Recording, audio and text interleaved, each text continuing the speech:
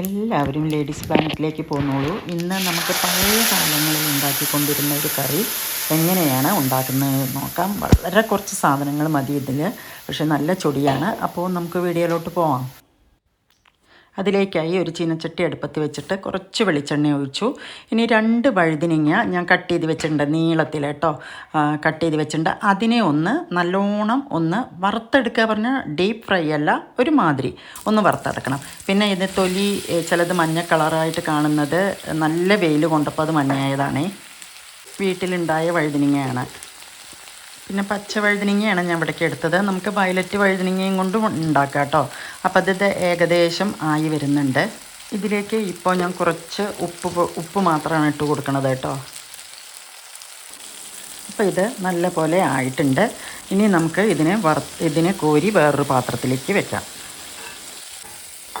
ഇനി നമുക്ക് ഇതേ ചീനച്ചട്ടിയിലേക്ക് ഒരു 2-3 മുളകും വറ്റൽമുളകും ഒരു ടീസ്പൂൺ കുരുമുളകും കൂടി വറുത്ത് കോരാം കേട്ടോ. പക്ഷേ ഇത് കുറച്ച് കൂട്ടണമെങ്കിൽ കൂട്ടാം കേട്ടോ. നമ്മുടെ എരിവിനനുസരിച്ച് ഇത് രണ്ടും കൂട്ടിയെടുക്കുകയും ചെയ്യാം. ഇനി ഒരു മിക്സ്ഡ് ജാർ എടുത്ത് അതിലേക്ക് 1 കപ്പ് നാളികേരം ചിരവിയത്, ഫ്രഷ് നാളികേരം ചിരവിയത് ഇടുക.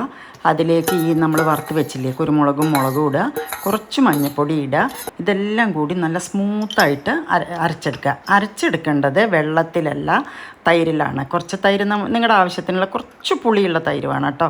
അതും കൂട്ടിയിട്ട് നല്ല പോലെ അരച്ചെടുക്കുക.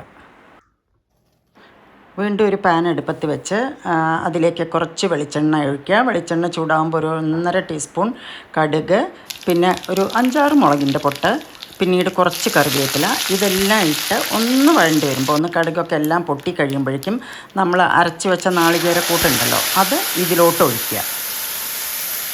അതിന് ശേഷം മിക്സി ജാർ കഴുകിയിട്ട് കുറച്ച് വെള്ളം കൂടി ഇതിലേക്ക് ഒഴിക്കുക കേട്ടോ. വെള്ളം നമുക്ക് പാകത്തിന് ഒഴിക്കാം. എന്ന ശേഷം നമ്മൾ ആദ്യം വറുത്ത് വെച്ച വഴുതിനങ്ങ ഇതിലോട്ടിട്ട് നന്നായിട്ടൊന്ന് മിക്സ് ചെയ്യുക കേട്ടോ.